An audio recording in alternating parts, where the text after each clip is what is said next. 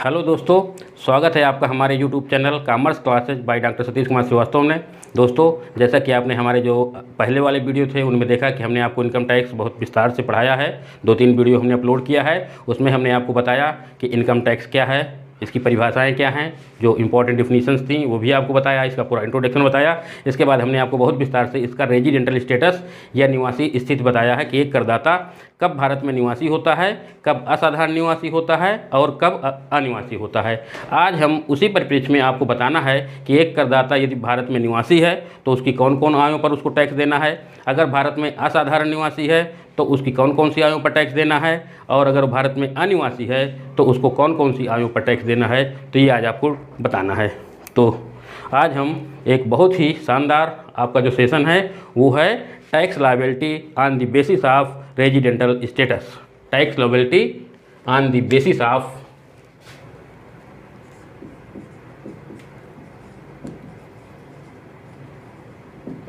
Tax liability on the basis of residential status।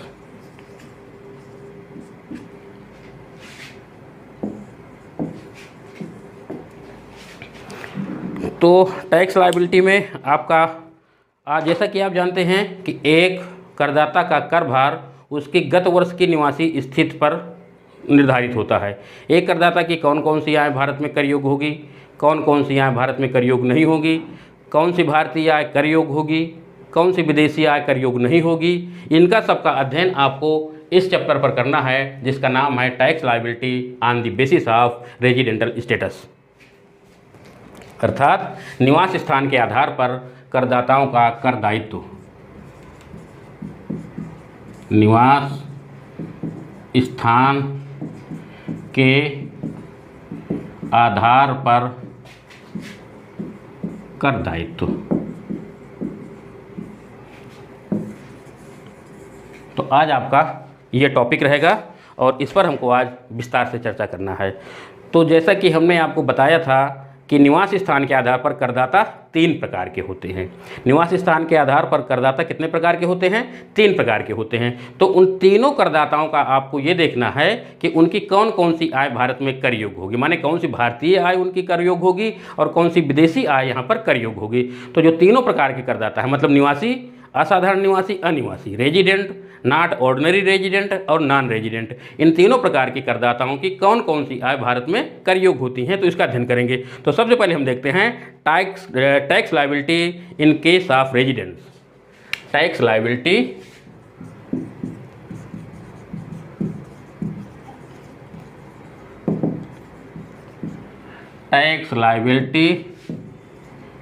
In the case of resident. निवासी करदाता की दशा में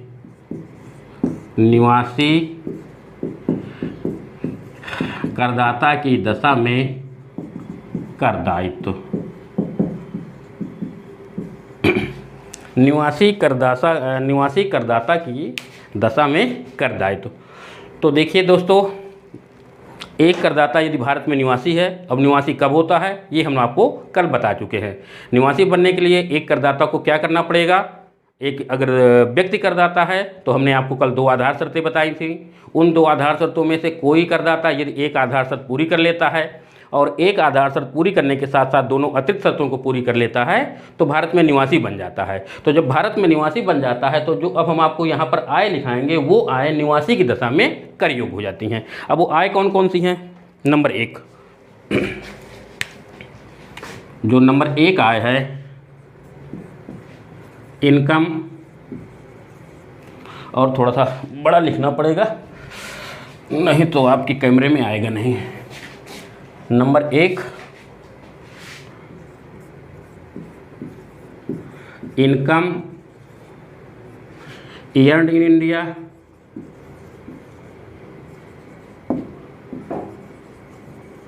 income earned in India but received outside of India,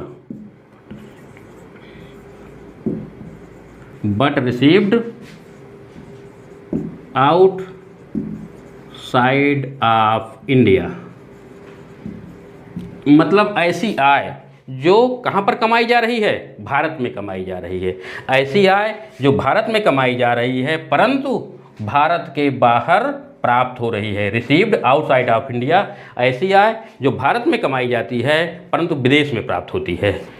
received outside of India, income aired in India but received outside of India, मतलब ऐसी आय जो भारत में कमाई जा रही है और विदेश में प्राप्त हो रही है। जैसे एक कोई करदाता है, मान लीजिए कि भारत में वो कहीं पर सर्विस कर रहा है, अमेरिका जैसे कानपुर में सर्विस कर रहा है, दिल्ली में सर्विस कर रहा है, इलाहाबाद में सर्विस कर रहा है। तो अगर कोई व्यक्ति भारत में आय को कमा रहा है, आय कमाना आप जानते हैं जहाँ पर हम अपनी आय कमाने का काम करते हैं, जहाँ पर हम कोई आय उपार्जित होती है, जहाँ पर हम मतलब अपना ऐसी एक्टिविटीज़ करते हैं कि हमको ये आय मिल जाए।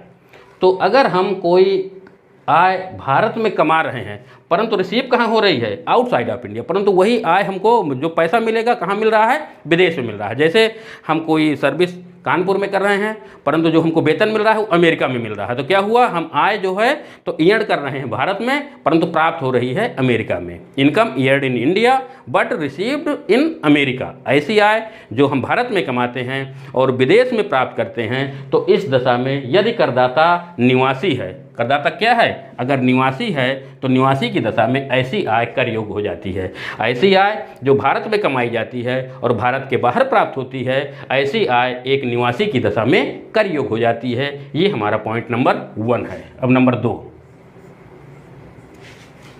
Income earned outside of India, outside of India but received in India, but received in India. अब दूसरी कंडीशन हमारी कहती है कि ऐसी आय जो अर्न्ड आउटसाइड ऑफ इंडिया, मतलब जो हम भारत के बाहर कमा रहे हैं बट रिसीव्ड इन इंडिया, परंतु हमको प्राप्त कहाँ हो रही है, भारत में हो रही है। ऐसी आय जो हम भारत के बाहर कमाते हैं परंतु प्राप्त हमको भारत में हो रही है। जैसे मान लीजिए कि हम सर्विस कर रहे हैं अमेरिका में, सर्विस कर रहे हैं अमेरिका में, मान लीजिए पढ़ाते हैं तो अमेरिका का कोई विश्वविद्यालय है, वहाँ पढ़ा रहे हैं, पढ़ाने के बदले में हमको वेतन यहाँ भारत में मिल रहा है। तो हमारी आय कैसी हो जाएगी, income earned in America but received in India, मतलब आय हम अमेरिका में कमा रहे हैं परंतु मिल हमको भारत में, आय जो हमको पैसा मिल रहा है, जो हमको सैलरी मिल रही है, जो हमको प्राप्त हो रहा है, कहाँ प्राप्त हो रहा है, भारत में। तो ऐसी आय जो हम विदेश में कमाते हैं परंतु प्राप्त हमको भारत में होती है, ऐसी आय भी एक निवासी की दशा में कर योग्य हो जाती है। ऐसी आय जो हम विदेश में कमाते हैं, विदेश में अर्न करते हैं, विदेश में अर्न हो रही है, विदेश में कमा रहे हैं, विदेश में उपार्जित हो रही है, परंतु यदि पैसा हमको उसके बदले में जो पैसा मिल रहा है वो भारत में मिल रहा है, तो ऐसी आय हमारी निवासी की दशा में कर योग्य हो जाती है। ये हमारी दूसरी कंडीशन हो गई। तीसरी condition,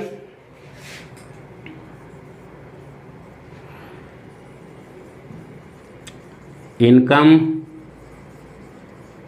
earned and received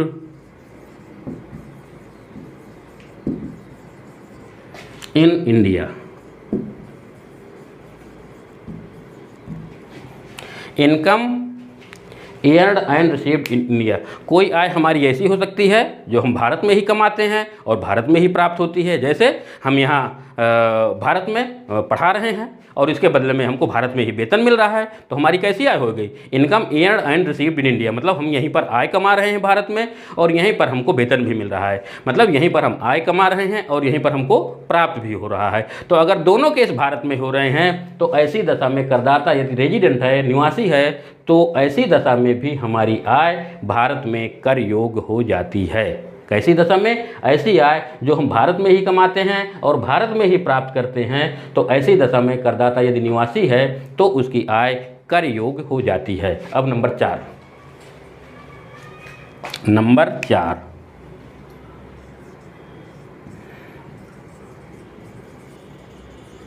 income earned and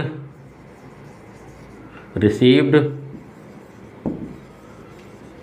outside of India,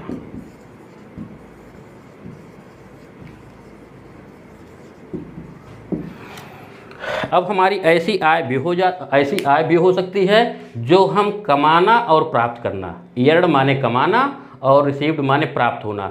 ऐसी आय जो हम भारत के आउटसाइड ऑफ इंडिया, मतलब भारत के बाहर, विदेश में, अगर कोई हमारी ऐसी आय है जो हम भारत के बाहर ही कमाते हैं और भारत के बाहर ही प्राप्त करते हैं, जैसे हम अमेरिका में सर्विस करते हैं और वहीं पर हमको वेतन मिल रहा है, मतलब हम क्या कर रहे हैं, अमेरिका में ही सर्विस कर रहे हैं और अमेरिका में ही हमको वेतन मिल रहा है, तो ऐसी दशा में करदाता यदि निवासी है तो ऐसी दशा में भी उसको भारत में टैक्स देना पड़ेगा। अगर करदाता निवासी है तो ऐसी आय पर जो विदेशी आय है, विदेशी आय का मतलब है कि मतलब अमेरिका में, विदेश में ही वो कमाई जाती है, विदेश में ही प्राप्त की जा रही है, परंतु करदाता यदि निवासी है तो ऐसी आय पर भी उसको टैक्स देना पड़ेगा।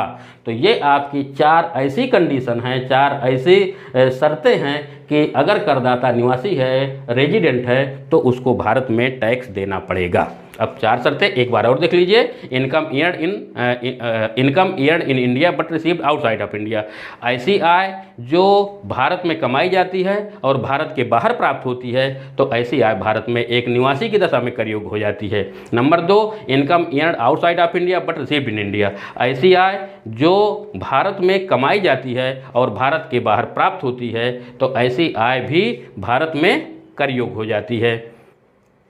Income eared and received in India, ऐसी आय जो भारत में ही कमाई जाती है और भारत में ही प्राप्त होती है, तो ऐसी आय भी एक निवासी की दशा में कर योग्य हो जाती है। और चौथा है income eared and received outside of India, ऐसी आय जो भारत के बाहर ही कमाई जाती है और भारत के बाहर ही प्राप्त होती है, वो भी एक निवासी की दशा में कर योग्य हो जाती है। तो ये हमारी 4 ऐसी कंडीशनें हैं जो एक निवासी की दशा में कर योग्य होती हैं। अब हम दूसरा पॉइंट देखते हैं कि करदाता यदि असाधारण निवासी है, मतलब नॉट ऑर्डिनरी रेजिडेंट है, तो उसकी कौन कौन सी आय भारत में कर योग्य हो जाएंगी। असाधारण निवासी की दशा में कर दायित्व,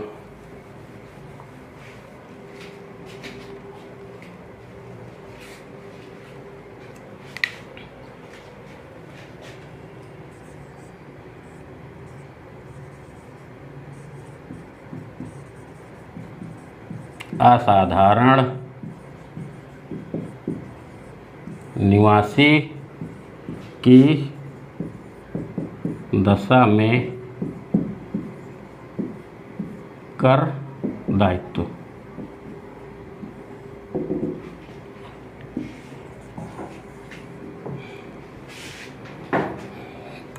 tax liability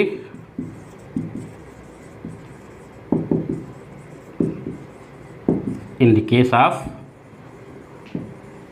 not ordinary resident।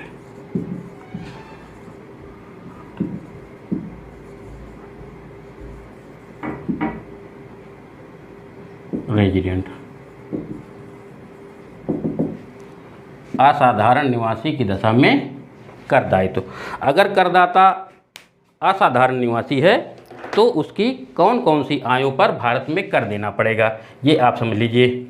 Number 2 में यदि करदाता भारत में असाधारण निवासी है तो उसको किन किन आयों पर टैक्स देना पड़ेगा। तो जो निवासी की ये 3 कंडीशन है, निवासी की हमने शुरू में आपको जो 3 कंडीशन है, इन तीनों कंडीशन में आपको असाधारण निवासी की दशा में भी कर देना पड़ेगा। अब जैसे हमने पहली कंडीशन आपको निवासी में बताई थी कि income eared in India but received outside of India, ऐसी आय जो भारत में कमाई जा रही है परंतु भारत के बाहर प्राप्त होती है, तो ऐसी आय एक असाधारण निवासी की दशा में भी कर योग्य हो जाएगी। किसकी दशा में? नॉट ऑर्डिनरी रेजिडेंट की दशा में भी ऐसी आय कर योग्य हो जाएगी जो भारत के बाहर कमाई जाती है और भारत में प्राप्त होती है, तो असाधारण निवासी की दशा में ऐसी आय कर योग्य हो जाती है। दूसरा है income eared outside of India but received in India, ऐसी आय जो भारत के बाहर कमाई जा रही है और भारत में प्राप्त हो रही है, रिसीव्ड इन इंडिया, और भारत में प्राप्त हो रही है, ऐसी आय भी असाधारण निवासी की दशा में कर योग्य हो जाती है। और तीसरा है income eared and received in India, ऐसी आय जो भारत में ही कमाई जाती है और भारत में ही प्राप्त होती है, तो ऐसी आय भी ये आपके असाधारण निवासी की दशा में कर योग्य हो जाती है। तो आपकी ये 3 कंडीशन हैं जो असाधारण निवासी की दशा में कर योग्य होती हैं। इसमें एक चौथी कंडीशन भी है,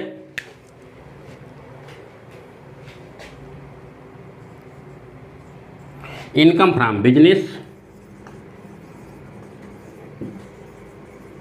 income from business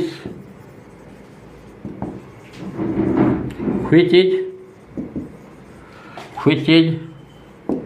situated outside of India,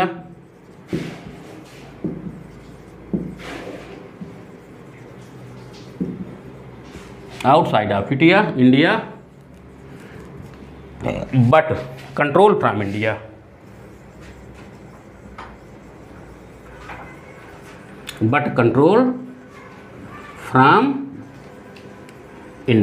देखिए जो चौथा आपका पॉइंट इसमें बढ़ रहा है असाधारण निवासी में, क्या हो गया?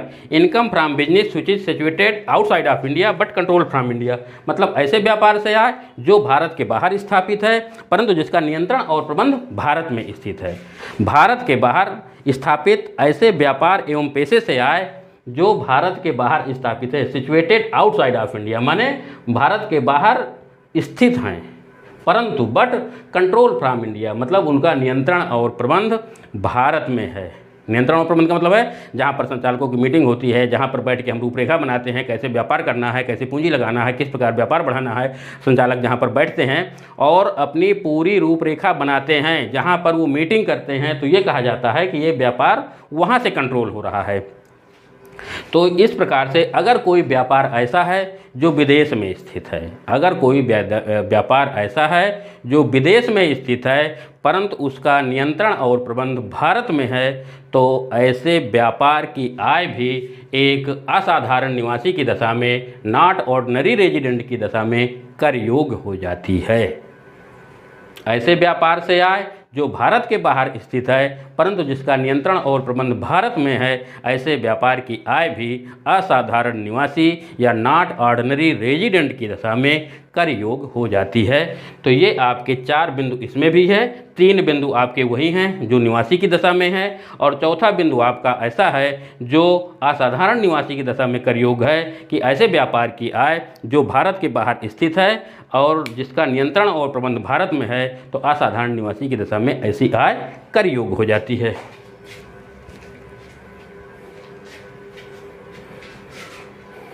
अब करते हैं तीसरा, आ जाएगा आपका अनिवासी की दशा में कर दायित्व। अनिवासी की दशा में कर दायित्व।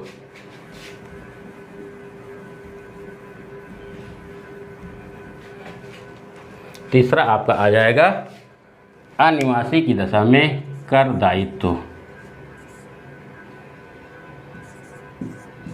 अनिवासी in case of non resident.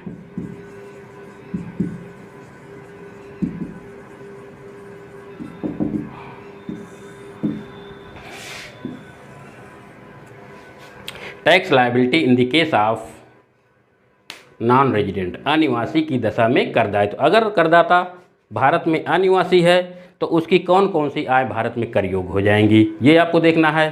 तो यहाँ पर आपके ऊपर के जो 3 पॉइंट हैं वो सेम रहेंगे।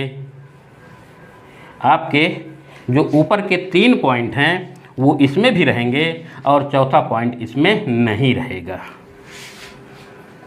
अनिवासी की दशा में केवल यही 3 बिंदु हैं, यही 3 दशाएं हैं जो करदाता के अनिवासी की दशा में कर योग होती हैं। पहला है आपका income eared in India but received outside of India. ऐसी आय जो भारत में कमाई जाती है और भारत के बाहर प्राप्त होती है, तो ऐसी आय आपकी भारत में कर योग हो जाएगी। ऐसी आय जो भारत में कमाई जा रही है और भारत के बाहर प्राप्त हो रही है, तो अनिवासी की दशा में, नॉन रेजिडेंट की दशा में भी कर योग हो जाएगी।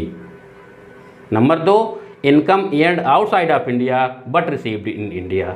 ऐसी आय जो भारत के बाहर कमाई जा रही है but received in India, Bharat में प्राप्त हो रही है, तो ऐसी आय भी नॉन रेजिडेंट या अनिवासी की दशा में कर योग हो जाएगी। ऐसी आय जो भारत के बाहर कमाई जाती है परंतु भारत में प्राप्त हो रही है, रिसीव्ड इंडिया हो रही है, तो ऐसी आय भारत में कर योग हो जाएगी। और तीसरा है income eared and received in India. ऐसी आय जो भारत में ही कमाई जाती है, भारत में ही प्राप्त होती है, ऐसी आय अनिवासी की दशा में कर योग हो जाती है। तो ये आपका केवल यही 3 ऐसे बिंदु हैं जो एक करदाता की दशा में कर योग होते हैं। अगर वो निवासी है तो उसकी कौन कौन सी आयकर योग्य होंगी, अगर वो असाधारण निवासी है तो उसकी कौन कौन सी आयकर योग्य होंगी, और यदि वो अनिवासी है तो उसकी कौन कौन सी आयकर योग्य होंगी। ये हमने अभी आपको सब बिंदुवार सब बता दिया।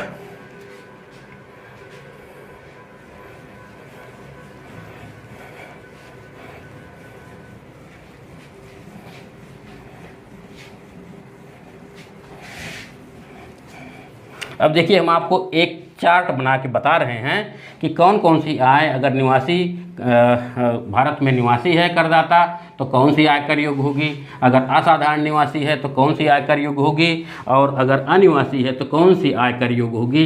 ये हम आपको एक चार्ट के माध्यम से बता दें, उनका तुलनात्मक अध्ययन आपको बता दें तो आपको तुरंत याद हो जाएगा और तुरंत आपको समझ हो जाएगा, और जब आप इसके सवाल लगाएंगे तो आप तुरंत समझ जाएंगे कि ये आय हमारी जाएगी कि नहीं जाएगी, टैक्सेबल होगी कि नहीं होगी, एग्जेम्प्टेड है कि नहीं है। तो हम आपको एक तुलनात्मक चार्ट बता दें।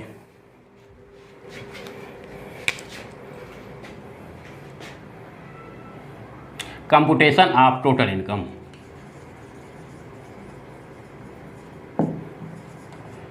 Computation of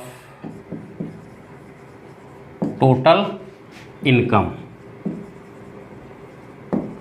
of mister x. तो ये आपका चार्ट है, कोई मिस्टर एक्स आपके हैं करदाता हैं, उनका आपको निकालना है कि अगर ये भारत में निवासी हैं, असाधारण निवासी हैं, अनिवासी हैं, तो उनकी कौन कौन सी आय भारत में कर योग्य होंगी और कौन कौन सी आय भारत में कर योग्य नहीं होंगी।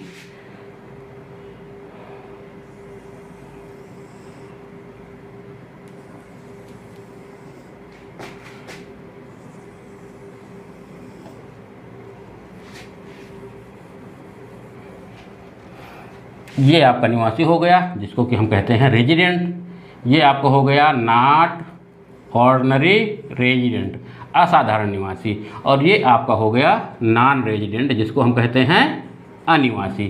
तो ये आपका 3 प्रकार के करदाता होते हैं, एक तो निवासी, एक असाधारण निवासी और एक अनिवासी। तो अगर कोई करदाता का ये 3 कंडीशन दी हुई हैं, निवासी की दशा में कौन कौन सी आयकर योग्य हो जाएंगी, असाधारण निवासी की दशा में कौन कौन सी आयकर योग्य हो जाएंगी और अनिवासी की दशा में कौन कौन सी आयकर योग्य हो जाएंगी, ये हम आपको इस चार्ट के माध्यम से विस्तार से बता देंगे।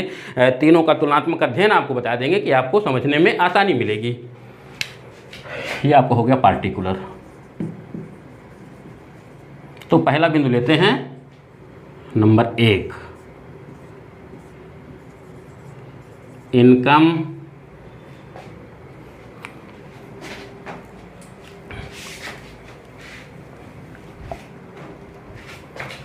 Number 1, income earned in India but received outside of India।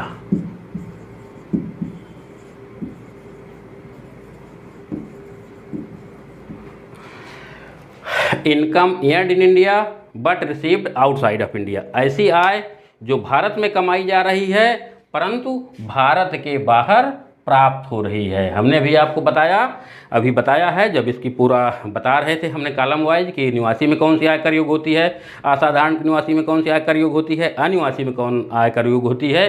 तो ये पॉइंट हमारा जो था income earned in India but received outside of India, तो ये हमारा तीनों में आया था। माने ऐसी आय जो भारत के बाहर कमाई जाती है और भारत में प्राप्त होती है, यह निवासी की दशा में भी कर योग्य हो जाती है, असाधारण निवासी की दशा में भी कर योग्य हो जाती है और अनिवासी की दशा में भी कर योग्य हो जाती है। ऐसी आय जो भारत के बाहर कमाई जाती है परंतु भारत में प्राप्त होती है, तो निवासी, असाधारण निवासी और अनिवासी तीनों दशाओं में कर योग्य हो जाती है।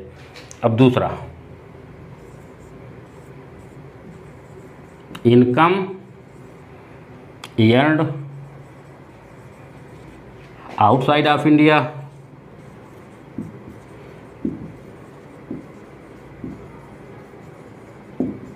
but received in India।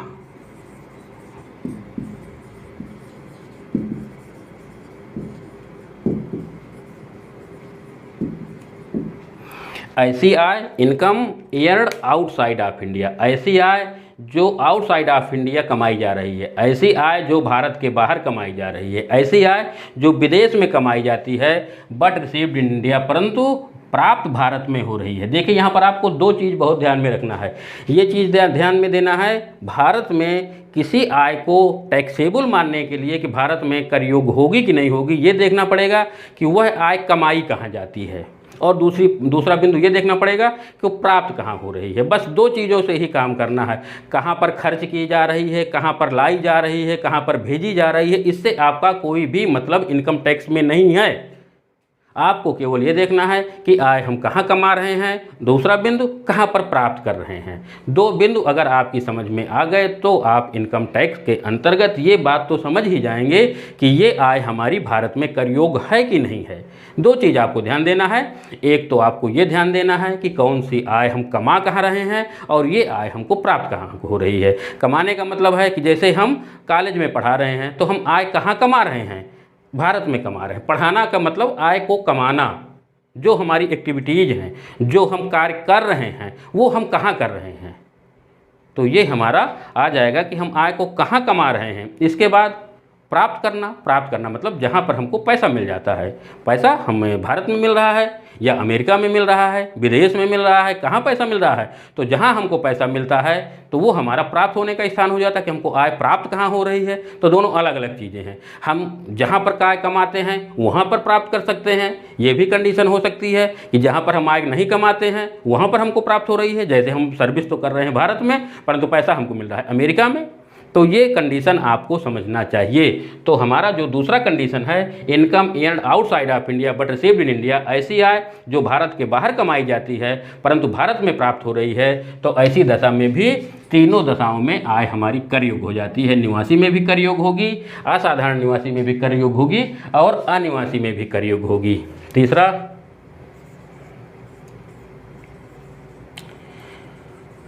Income earned and received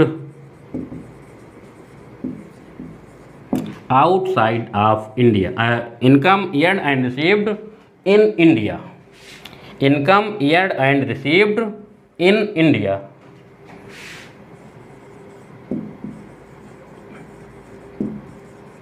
ऐसी आय जो हम भारत में ही कमाते हैं और भारत में ही प्राप्त करते हैं। Income earned and received in India, ऐसी आय जो हम भारत में ही कमाते हैं और भारत में ही प्राप्त करते हैं, तो ऐसी आय हमारी तीनों दशाओं में कर योग्य हो जाएगी। निवासी में भी कर योग्य हो जाएगी, असाधारण निवासी में भी कर योग्य हो जाएगी और अनिवासी में भी कर योग्य हो जाएगी। ऐसी आय जो हम भारत में ही कमाते हैं और भारत में ही प्राप्त करते हैं, तो तीनों दशाओं में कर योग्य हो जाती हैं, चाहे करदाता निवासी हो, चाहे असाधारण निवासी हो, चाहे अनिवासी हो। अब हम चौथा पॉइंट लेते हैं, income from business. Income from business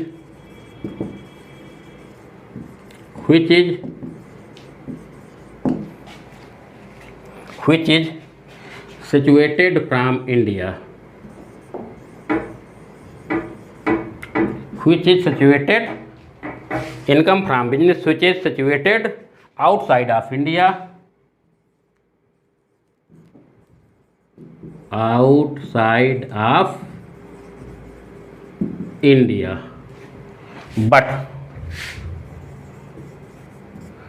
ऐसे व्यापार से आए जो कहाँ है, which is situated outside of India, ऐसे व्यापार से आए जो विदेश में स्थापित है, विदेश में स्थित है, ऐसे व्यापार से आए। Number A, control from India.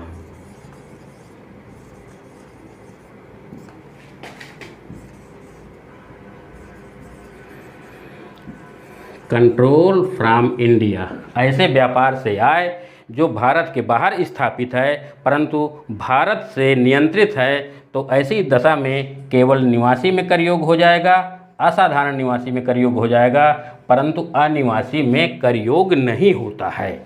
ऐसे व्यापार से आए जो भारत के बाहर स्थापित हैं परंतु जिनका नियंत्रण और प्रबंध भारत में स्थित है, तो केवल निवासी में कर योग्य होगा, असाधारण निवासी में कर योग्य होगा और अनिवासी में कर योग्य नहीं होगा। दूसरा number B, not control from India.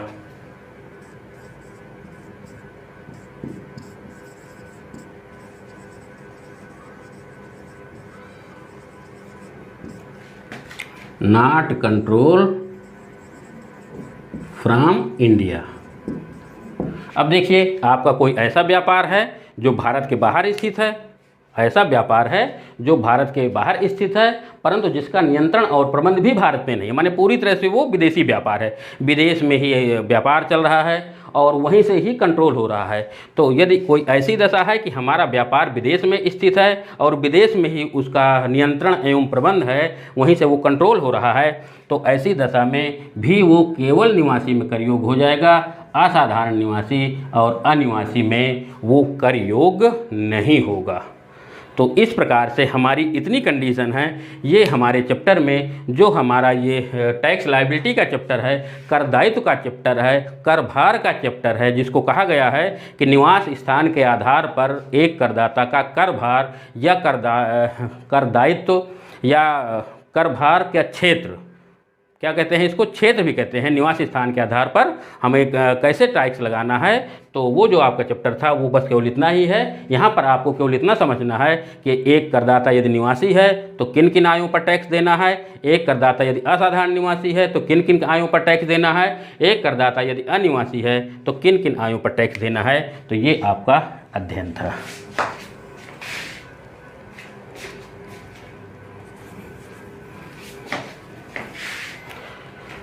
तो हमने आपको जब टेबल में बताया, टेबल में हमने आपको पूरा समझाने का प्रयास किया कि एक करदाता निवासी, असाधारण निवासी, अनिवासी है, तो उनको कौन कौन सी आय कर योग हैं। तो आप देखते हैं कि सबसे ज़्यादा किसकी दशा में कर योग है, आय निवासी की दशा में। करदाता यदि निवासी है तो संसार की चाहे जिस प्रकार की आय हों उन पर उसको टैक्स देना पड़ेगा। निवासी करदाता एक ऐसा करदाता है कि वो चाहे जहाँ कमाए, चाहे भारतीय आय हो, चाहे विदेशी आय हो, चाहे वो जहाँ कमाता रहे, यदि वो भारत में निवासी है तो सभी आयों पर उसको टैक्स देना पड़ेगा। जैसे हमारे टेबल में दिया हुआ है कि जो ये आय दी हैं तो सब में सही का निशान दिया हुआ है, इसका मतलब है उस सभी आयों पर उसको टैक्स देना है। इसी प्रकार आते हैं असाधारण निवासी। असाधारण निवासी में आप देख रहे हैं कि इसमें चौथे में हमें लगता है कि मैंने नहीं लिखा, income from business which is situated outside of India. Income from business received in India, एक कॉलम आपका छूट गया है, income eared and received outside of India. उसमें केवल यही है पांचवा, income eared and received outside of India. पांचवा कॉलम है income eared and received outside of India.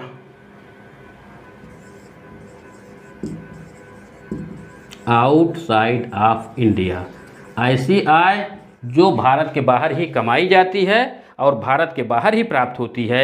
इस दशा में भी, ऐसी दशा में केवल निवासी की दशा में आपको टैक्स देना है, असाधारण निवासी और अनिवासी की दशा में आपको टैक्स नहीं देना। किस दशा में, income eared and received outside of India. ये तो आपका था income eared and received in India, माने आप भारत में ही आय को कमा रहे हैं और भारत में ही आय को प्राप्त कर रहे हैं, तो ये तीनों दशाओं में कर योग हो जाएगी।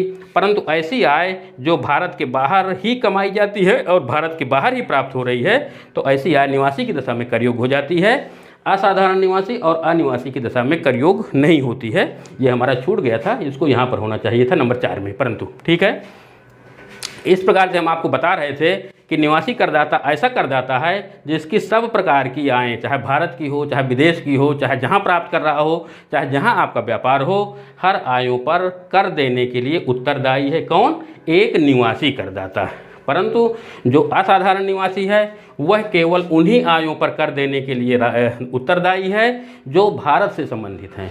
हमारा मतलब है या तो भारत में कमाई जा रही हैं या भारत में प्राप्त हो रही हैं, दो में से कोई भी एक काम भारत में हो रहा है तभी वो भारत में टैक्स देगा। या तो भारत में कमाई जा रही है या तो भारत में प्राप्त हो रही है, दो में से एक कोई काम भारत में हो रहा है तभी असाधारण निवासी की दशा में आय कर योग्य हो जाएगी। और तीसरा अनिवासी में देख रहे हैं कि अनिवासी में केवल वही आय कर योग्य होती हैं जो आपकी भारत से रिलेटेड है, या तो आप भारत में कमाइए या तो भारत में प्राप्त करिए, और विदेशी आयों पर आपको अनिवासी की दशा में कर योग्य नहीं होती हैं।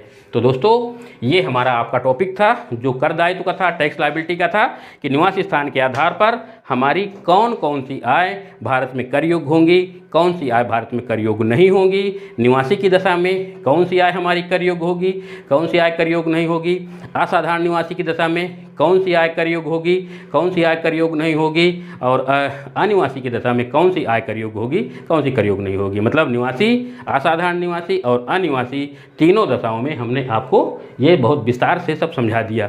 अब इसके हम आपको सोच रहे हैं कि एक कोई सवाल आपको बता दें, एक सवाल जिसमें आपको पता चल जाए कि किस प्रकार से हमको इसका सवाल लगाना है। अगर परीक्षाओं में आपको कभी पूछ लिया जाए कि ये मिस्टर एक्स हैं, उनकी इस प्रकार की आय हैं, कई प्रकार की आय दे दें, कौन सी आय भारत में कर योग्य होगी, कौन सी आय भारत में कर योग्य नहीं होगी, तो ये आपको अगर देखना है तो वो हम सवाल के माध्यम से आपको बता दें। और इसके बाद MCQs क्वेश्चन जो आपके हैं वो आपको बता देना है, और इनको बताने के बाद आपके जो ये चैप्टर है, ये चैप्टर भी खत्म हो जाएगा। तो आइए अब आपको एक सवाल हम लेते हैं एग्जाम्पल के तौर पर। एग्जाम्पल को जब आप लगा लेंगे तो आपको पूरा समझ में आ जाएगा।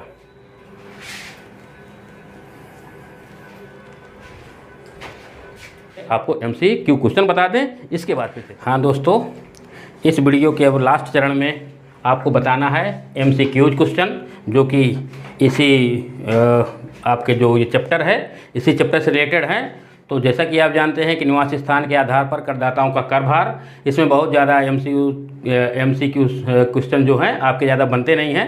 ये 5-6 क्वेश्चन कुछ हैं जो कि मैं लेकर के आया हूँ।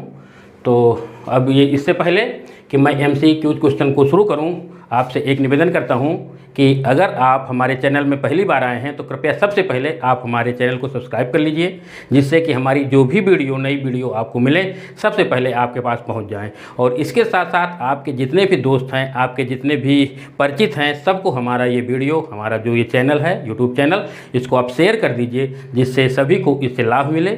और ज़्यादा से ज़्यादा लोगों को आप इसको शेयर करिए। और जो भी कमियाँ आपको महसूस हो रही हों, मैं बार बार आपसे बता रहा हूँ कि हमारे वीडियो में जो भी कमी आपको महसूस हो रही हो तो आप कृपया कमेंट्स ज़रूर करें और हमको बताएं, क्योंकि अगर आपके कमेंट्स आ जाते हैं तो उससे हमको एक ऊर्जा जैसे मिल जाती है कि हमको और क्या करना है, आप कैसा चाहते हैं। अगर लेक्चर में कुछ करना हो तो उसमें और हम सुधार करें, अगर थ्योरी बताने में कुछ आपको लगे कि इस प्रकार और किया जा सकता है, वो भी किया जा सकता है। जैसे सवाल हैं तो सवाल अगर मैं आपको एक एक सवाल आपके जो दिए हुए हैं सवाल अगर लगवाऊँगा तो आपके जो 1 महीने का हम टारगेट लेके चल रहे हैं कि 1 महीने बाद आपका इनकम टैक्स का पेपर होगा, तो उसको तो हम पूरा नहीं कर पाएंगे क्योंकि सवाल में टाइम लगेगा। हाँ, जब ये आपके पेपर हो जाएंगे इसके बाद हम सिस्टमेटिक ढंग से नए सिरे से इनकम टैक्स शुरू करेंगे। उसमें हम प्रतिदिन 1 घंटे का हमारा सेशन रहेगा और पूरा विस्तार से हम इनकम टैक्स उसमें पढ़ाएंगे। पहले थ्योरी बताएंगे, पूरे प्रावधान बताएंगे, सभी धाराएँ बताएंगे। इसके बाद फिर आपके जो न्यूमेरिकल क्वेश्चन होंगे उनको यहीं पर सॉल्व करेंगे। न्यूमेरिकल क्वेश्चन के साथ साथ जो आपके बहुविकल्पीय प्रश्न हैं, MCQ क्वेश्चन हैं, उनको भी हल करेंगे, पूरा विस्तार से पढ़ाएंगे, परंतु वो आपकी परीक्षाओं के बाद करेंगे। और वो जो हमारा सेशन, नया सेशन रहेगा इनकम टैक्स का, वो हम केवल BCom लेवल का लेकर के नहीं चलेंगे, उसमें BCom का भी रहेगा, MCom का भी रहेगा। इसके साथ साथ आपके CS, CS, ICW जितने भी आपके जो हाई लेवल की परीक्षाएं हैं उनसे रिलेटेड पूरा ऐसा हम पढ़ाएंगे कि उसमें सब आपका सिलेबस पूरा मिल जाए और उसी मतलब हाई लेवल को लेकर के हमको पढ़ाना है। तो अभी ये चूँकि आज का वीडियो तो पहले मैं सोच रहा था कि बहुत कम बनेगा क्योंकि इसमें ज़्यादा सिलेबस ही नहीं है। टैक्स लायबिलिटी, कर भार, कर दायित्व में कितना आएगा, केवल एक चीज़ है कि निवासी की दशा में कौन कौन सी आय कर योग्य होती हैं, तो 4 प्रकार की आय कर योग्य होती हैं। असाधारण निवासी में कितनी का आय कर योग्य होती हैं, 3 प्रकार की आय कर योग्य हो जाती हैं। अनिवासी में कौन आय कर योग्य होती हैं, वही आय कर योग्य होती हैं जो भारत से रिलेटेड होती हैं। तो पहले तो मैंने सोचा था कि ये हमारा वीडियो 1 घंटे का लगभग नहीं बन पाएगा, छोटा सा ही बनेगा 20-25 मिनट का, परंतु अब ऐसा लग रहा है कि वीडियो हमारा काफ़ी बड़ा हो रहा है और काफ़ी कुछ हमने इसमें समेट लिया है, बहुत सी चीज़ें हमने ले ली हैं और ऐसी चीज़ें ले ली हैं कि ये चैप्टर तो आपको पूरा रट ही जाना चाहिए। हमने इसमें एक सवाल भी आपको ले लिया है और सवाल के आधार पर आपको पूरा हमने समझा दिया है कि निवासी की दशा में कौन कौन सी आय कर योग्य होंगी, असाधारण निवासी की दशा में कौन कौन सी आय कर योग्य होंगी और अनिवासी की दशा में कौन कौन सी आय कर योग्य होंगी। लास्ट में ये आपके बहुविकल्पी क्वेश्चन हैं, कुछ 5 प्रश्न हैं, ये 5 प्रश्न लेकर के मैं आया हूँ, इनको कृपया देखिए। ये हमारा जो पहला बहुविकल्पीय प्रश्न है, भारत में उपार्जित आय, कोई करदाता है तो अगर कोई आय को भारत में उपार्जित करता है तो किस दशा में कर योग होगी? सभी करदाताओं की दशा में कर योग होगी, या केवल निवासी की दशा में कर योग होगी, या असाधारण निवासी की दशा में कर योग होगी, या अनिवासी की दशा में कर योग होगी? आपको ये बताना है कि अगर भारत में कोई आय है, भारत में उपार्जित आय है, माने कोई करदाता यदि कोई भारत में आय को कमा रहा है, इनकम अर्न्ड इन इंडिया, अगर कोई आय भारत में कमा रहा है तो निवासी में कर योग होगा, असाधारण में होगा कि अनिवासी में होगा, या सभी में हो जाएगा। हमने आपको बताया था कि आय को कमाना प्लस आय को प्राप्त करना, उपार्जित करना और प्राप्त करना, दो में से कोई भी एक क्रिया यदि भारत में हो रही है तो तीनों दशाओं में कर योग हो जाती है। या तो आप आय को भारत में कमा रहे हैं, भारत में उपार्जित कर रहे हैं, या भारत में प्राप्त कर रहे हैं। दो में से कोई भी एक क्रिया यदि आप भारत में कर रहे हैं तो वो तीनों दशाओं में कर योग हो रही है। अब क्वेश्चन नंबर 1 में बता रहा है कि भारत में उपार्जित आय, माने वो भारत में आय को कमा रहा है, उपार्जित कर रहा है, तो निवासी में भी कर योग हो जाएगा, असाधारण निवासी में भी कर योग हो जाएगा और अनिवासी में कर योग हो जाएगा। तो यहाँ पर आपका ए राइट आंसर हो जाएगा कि सभी करदाताओं की दशा में कर योग हो जाएगा। अगर कोई आय भारत में उपार्जित हो रही है तो सभी करदाताओं की दशा में कर योग होती है। करदाता चाहे निवासी हो, चाहे असाधारण निवासी हो, चाहे अनिवासी हो, सभी दशाओं में ये कर योग हो जाती है। तो दूसरे में आते हैं, विदेश में स्थित व्यापार से आय जो भारत से नियंत्रित नहीं है। विदेश में स्थित व्यापार से आय जो भारत से नियंत्रित नहीं है। हमने जो आपको अभी टेबल बना करके समझाई है, वहाँ पर हमने आपको पूरा विस्तार से टेबल में बता दिया है। तुलनात्मक चार्ट इसलिए हमने बना दिया था कि आपको पता चल जाए कि कौन कौन सी आय, जैसे कोई आय है वो निवासी में क्या होगा, असाधारण निवासी में क्या होगा, अनिवासी में क्या होगा। तो जैसे दूसरा कह रहा है कि विदेश में स्थित व्यापार से आय जो भारत से नियंत्रित नहीं है, income from business which is situated from outside of India but control from outside of India. Income from business which is situated outside of India but not control from India, मतलब इंडिया में उसका control भी नहीं है। माने ऐसे व्यापार से आए जो विदेश में है और विदेश से ही उसका नियंत्रण और प्रबंध है, भारत से उसका कोई मतलब नहीं है। तो अगर ऐसा व्यापार है जो विदेश में स्थित है और विदेश में ही उसका नियंत्रण और प्रबंध है तो केवल निवासी की दशा में कर योग हो जाता है। किसकी दशा में कर योग हो जाता है? केवल निवासी की दशा में कर योग हो जाता है, अनिवासी की दशा में या असाधारण निवासी की दशा में कर योग नहीं होता। तो यहाँ पर आपका ए अनिवासी, बी असाधारण निवासी, सी अनिवासी, ये एक आपका निवासी होगा इसमें, ये ए निवासी कर लीजिए, बी असाधारण निवासी और सी अनिवासी। तो किस दशा में कर योग हो जाएगा? निवासी की दशा में, क्योंकि हमने आपको बताया है कि निवासी एक ऐसा करदाता है जो विश्व की चाहे जिस प्रकार की आय हो सभी आयों पर कर देने के लिए उत्तरदायी होता है, चाहे भारत में कमाई जा रही हो, चाहे विदेश में कमाई जा रही हो। व्यापार आपका चाहे भारत में हो, चाहे विदेश में हो, चाहे जहाँ से नियंत्रित हो। तो ऐसे व्यापार से आय जो भारत के बाहर है एवं भारत के बाहर ही नियंत्रित है तो केवल निवासी की दशा में कर योग होता है, असाधारण निवासी और अनिवासी की दशा में कर योग नहीं होता। परंतु अगर यहीं पर वो दिए होता कि विदेश में स्थित व्यापार से आय जो भारत से नियंत्रित है, अगर दिए होता कि ऐसे व्यापार से आय जो भारत से नियंत्रित है, income from business which is situated from outside of India but control from India, अगर भारत से नियंत्रित होता तो फिर दो दशाओं में कर योग हो जाता, एक तो निवासी में कर योग हो जाता और एक असाधारण निवासी में कर योग हो जाता। परंतु जो कि कह रहा है कि उसका नियंत्रण भी भारत में नहीं है तो केवल निवासी की दशा में कर योग हो जाएगा। अब नंबर 3 में आ जाइए, भारत में निवासी के लिए कर योग्य आय नहीं है। अगर कोई व्यक्ति भारत में निवासी है तो कौन सी आय कर योग नहीं है? अभी हमने आपको बताया है कि निवासी एक ऐसा करदाता है कि सभी प्रकार की आय पर कर देने के लिए उत्तरदायी होता है, चाहे भारत की आय हो चाहे विदेशी आय हो। अब यहाँ पर देखते हैं, भारत में निवासी के लिए कर योग आय नहीं है। भारत में प्राप्त आय ये तो देगा, भारत में अगर प्राप्त आय है तो आपका क्या करेगा? भारत में वो टैक्स देगा, भारत में कर देने के लिए उत्तरदायी नहीं है। भारत में उपार्जित है, अगर भारत में आय को कमा रहा है तो भी उसको भारत में देना पड़ेगा। विदेश की कोई अगर आय है तो उस पर भी उसको भारत में टैक्स देना पड़ेगा। परंतु भूतकाल के बिना कर लगी हुई विदेशी आय जो गत वर्ष में भारत लाई गई है तो वह आपकी निवासी की दशा में करयोग नहीं होती। तो ये केवल एक ऐसी कंडीशन है। सवाल में भी अगर आप जब किताब देखोगे तो आप वहाँ पर देखना जो कंडीशन दी हुई हैं, तो कई सवालों में दिया हुआ है कि भूतकाल के बिना कर लगी हुई विदेशी आय जो गत वर्ष में भारत लाई गई है वो निवासी की दशा में भी करयोग नहीं होती। आपको ये भी ध्यान देना है कि भाई भूतकाल की मतलब बहुत पहले की, पता नहीं है कि हमारी ये कब की आय है जिस पर टैक्स भी नहीं लगा है। अगर किसी वर्ष वो आय भारत लाई जाती है तो आपका निवासी की दशा में भी वो आय करयोग नहीं होती है। ये आपको थोड़ा सा अलग समझ लेना है। ये बात जो है तो क्या करना है, इसको आपको अलग से समझ लेना है कि अगर भूतकाल की कोई आय है, बहुत पहले की आय है जिस पर आपने टैक्स भी नहीं दिया है, अगर वो आय भारत लाई जाती है तो उस पर आपको निवासी की दशा में भी टैक्स नहीं देना है। तो यहाँ पर भारत में निवासी के लिए करयोग आय नहीं है। यही आपका डी है कि भूतकाल में बिना कर लगी हुई कोई आय है, अगर वो भारत लाई जाती है तो उस पर आपको टैक्स नहीं देना है। तो डी राइट आंसर आपको हो जाएगा।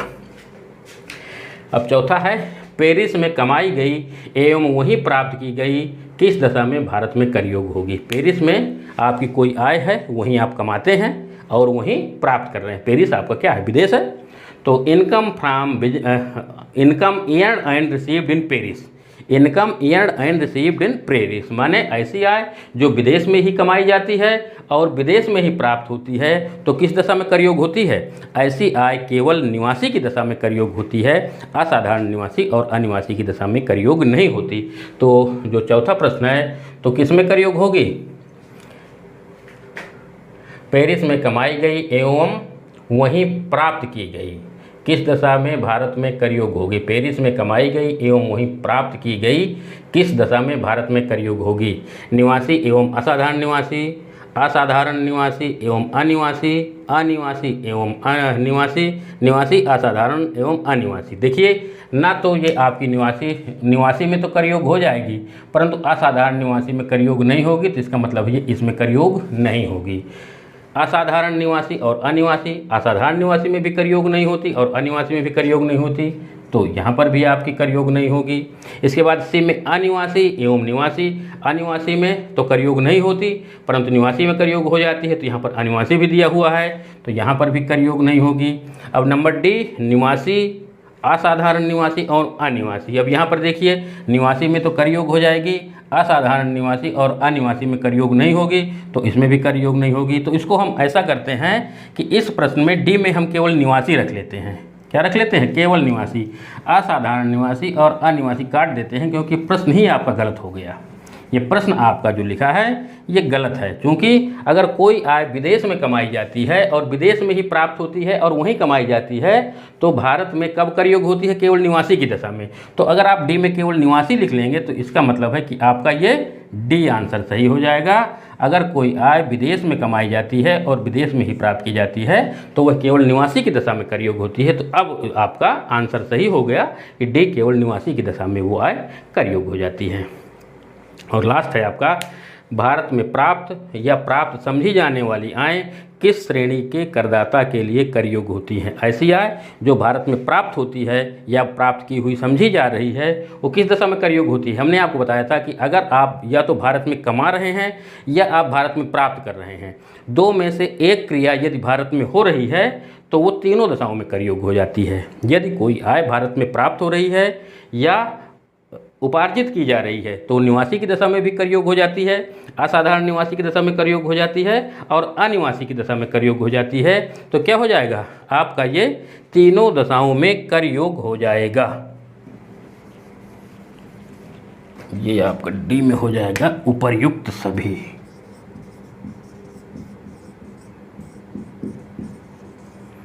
अगर कोई आय भारत में प्राप्त हो रही है तो निवासी में भी करयोग हो जाएगा, असाधारण निवासी में करयोग हो जाएगा, अनिवासी में करयोग हो जाएगा। माने जो ABC तीनों दी हुई हैं उपर्युक्त सभी, तो सभी में करयोग हो जाएगा। तो इसमें आपका क्या सही हो जाएगा, डी सही हो जाएगा कि अगर कोई आय भारत में प्राप्त की जा रही है तो उपर्युक्त सभी में करयोग हो जाएगा। माने निवासी में भी करयोग हो जाएगा, असाधारण निवासी में भी करयोग हो जाएगा और अनिवासी में भी करयोग हो जाएगा। तो बेटा ये आपके दोस्तों कुछ प्रश्न थे जो कि हमने बहुविकल्पीय के रूप में लेकर के आए थे। तो ये हमारा जो चैप्टर था निवास स्थान एवं उसका कर दायित्व, निवास स्थान के आधार पर किसी करदाता का कर दायित्व या कर भार, तो वो हमने आपको विस्तार से बताया। पहले इसकी पूरी थ्योरी बता दी है, सवाल भी बताए हैं और ये आपके बहुविकल्पीय प्रश्न भी बने हैं। तो अगर आप इसका स्क्रीनशॉट लेना चाहते हो तो मैं थोड़ा सा अलग हो जा रहा हूँ, आप इसका स्क्रीनशॉट ले लीजिए, आपको देखने के लिए ठीक रहेगा। और इस प्रकार से हम इसको देखते हैं। तो ये चैप्टर था, आप हमको कमेंट्स करके ज़रूर बताइएगा कि ये सेशन आपको कैसा लगा। और बस इसके साथ ही हम अपनी बात को समाप्त करेंगे, परंतु पुनः आपसे एक बार निवेदन कि आप हमारे चैनल को सब्सक्राइब जरूर कर लीजिए और अपने दोस्तों में इसको शेयर करिए। अब इसके बाद हम जब कल जो नया सेशन लेकर के आएंगे, बहुत ही अच्छा सेशन रहेगा, इनकम फ्रॉम सैलरी का सेशन रहेगा। और ये हमारा थोड़ा सा बड़ा सेशन है। ये जिस प्रकार से अभी हमने देखा कि एक एक पीरियड में हमारे पूरा चैप्टर निकल रहा था, परंतु सैलरी थोड़ा सा बड़ा है, उसमें हमें लग सकता है 4 या 5 सेशन लग जाएंगे उसको पढ़ने में। बहुत अच्छा चैप्टर है और उसमें बहुत काफ़ी प्रावधान है, उसमें कई सेशन लग जाएंगे। उसको आपको बहुत ध्यान से पढ़ना है, क्योंकि परीक्षाओं में ज़्यादातर आपका इनकम फ्रॉम सैलरी से ही सवाल पूछे जाते हैं। ज़्यादातर प्रश्न आपके इनकम फ्रॉम सैलरी में ही पूछे जाते हैं, तो उसको ध्यान से पढ़ना है। तो बस इतनी ही बात हमको कहना है। आप हमको कमेंट्स में ज़रूर बताएं कि ये सेशन आपको कैसा लगा। ठीक है, धन्यवाद। जय हिंद, जय भारत।